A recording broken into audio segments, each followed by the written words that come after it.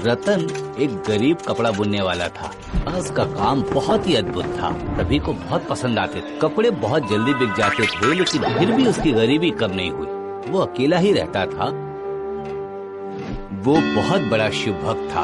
एक दिन, महादेव, महादेव, मैं तो आपकी इतनी प्रार्थना करता हूँ, कितनी पूजा करता हूँ, लेकिन आप तो मेरी प्रार्थना स्वीकार ही नहीं करते हैं। मैं अब और कितनी तकलीफ सहूँ महादेव? अब और कितने दिनों तक मेरी जिंदगी ऐसे गरीबी में गुजरेगी? अब आप ही कुछ करिए महादेव, आप ही कुछ कीजिए, दया कीजिए, कृपया अपना चमत्कार दिखाइए बाबा। दया करो बाबा, दया करो, मुझसे ये गरीबी और बर्दाश्त नहीं होती। अच्छा, ये सब क्या है? आप क्या देख नहीं रहे कि आपका भक्त कितनी तकलीफ में है? आप किसकी बात कर रही हैं? किसकी बात करूंगी? रतन की बात कर रही हूँ। रतन हर समय आपकी पूजा करता है। रतन आपका परम भक्त है। मैं जानता हूँ। अरे जानते हैं का क्या मतलब? आपके इस तरह के परम भक्त के प्रति आप इतने ज्यादा कठोर क्यों हैं? आप तो अपने भक्तों के प्रति इतने कठोर नहीं होते हैं कभी भी। आपको उस पर दया नहीं आती है। इस तरह के गुणी इंसान को देखकर मुझे भी दया आ रही है। दया तो आती है। तो फिर आप उसके लिए कुछ कीजिए ना प्रभु। क्या करूं? क्या करूं मतलब? उसकी किस्मत बदल दीजिए ना।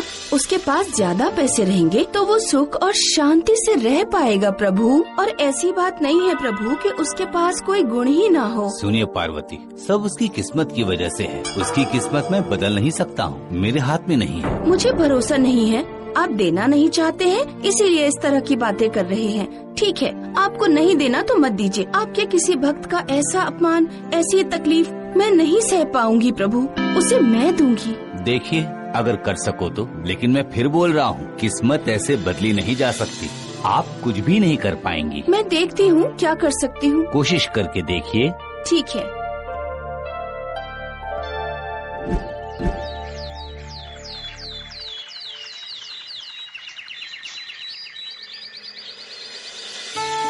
वाह, क्या बात है, कितनी मधुर धुन है ये। वाह, क्या गाना है ये। आंखें बंद करके गाने का मन हो रहा है।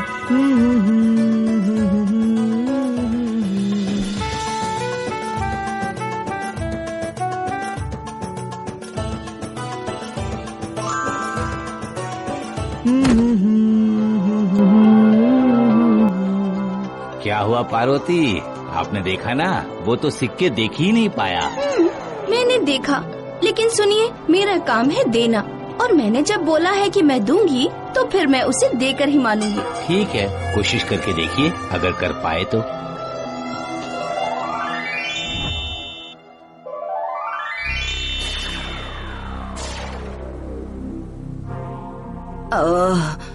माँ, अब मुझसे चला नहीं जा रहा।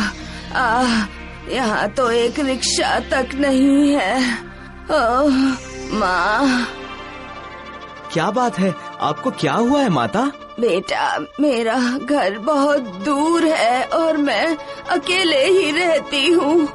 इतना भारी सामान लेकर अब मैं नहीं चल पा रही हूँ। आप परेशान मत होइए, मैं आपको घर पहुँचा दूंगा। लाइए लाइए, अपना सामान दीजिए, मैं उठा लेता हूँ। खुश रहो बेटा, खुश रहो, खुश रहो बेटा।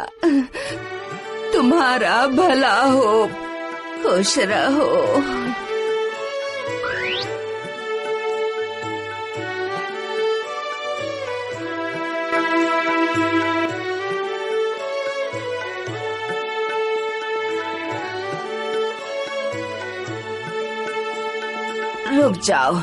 रुक जाओ बेटा, इसे यहीं पे रख दो, रखो। वैसे आपका घर कहाँ है? मेरा घर नहीं है, मैं इसी मंदिर में रहती हूँ। ये लो बेटा, ये तुम रख लो, रखो। माताजी, ये क्या है? अरे, ये सोने का सिक्का है। इसकी बहुत कीमत है, अच्छे से रखना, ठीक है? इसको बेचने पर तुम्हें बहुत सारे पैसे मिलेंगे। तुम्हें और तकलीफ नहीं उठानी पड़ेगी, समझे? हाँ, रखो इसे, रखो। समझ गया, मैं ध्यान रखूंगा, बिल्कुल रखूंगा।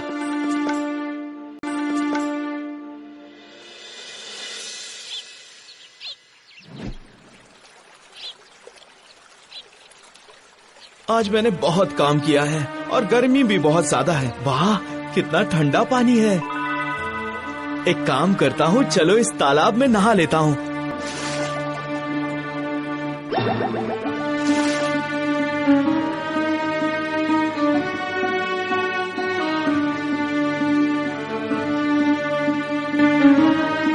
अरे कहाँ गया मेरा सिक्का? कहाँ गया? यहीं तो रखा था। लगता है जब मैं पानी में गया वो गिर गया। क्या करूँ? क्या फूटी किस्मत है मेरी। सिक्के को भी पानी में अभी गिरना था। मेरी किस्मत साथ नहीं देती। क्या करूँ? क्यों, देख लिया ना आपने, मैंने क्या बोला था आपको। मैं उसे पैसे देकर ही रहूंगी। ठीक है, दीजिए फिर, देखिए क्या होता है।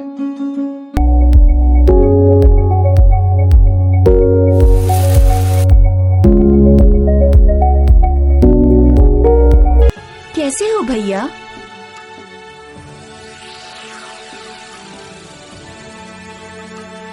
आप कौन हो बहन? मैंने आपको पहचाना नहीं। मैं साधना हूँ, लेकिन मैं आपको पहचानती हूँ। आप रतन ताती हैं? हाँ बहन, पर आपको कैसे पता? आप मुझे नहीं पहचानेंगे भाई। आपने मुझे एक बनारसी साड़ी बनाकर दी थी ना। ओह, लेकिन मुझे याद ही नहीं आ रहा है ये मैंने कब किया। लेकिन मैं आपको नहीं भूली हूँ भाई। मेरे पति बहुत अच्छे हैं। उन्होंने मुझसे कहा है कि उस साड़ी की कीमत आपको दूं। ये लीजिए पैसे। बहन, इसमें तो बहुत सारे पैसे हैं। बनारसी साड़ी के इतने पैसे नहीं होते हैं। पसंदीदा सामान की कीमत नहीं देखी जाती है। इसे रखिए, आपको अब तकलीफ उठाकर चरखा नहीं चलाना होगा। आप इन पैसों से अपनी बाकी की जिंदगी बड़े आराम से बिताइएगा। मैं चलती हूँ।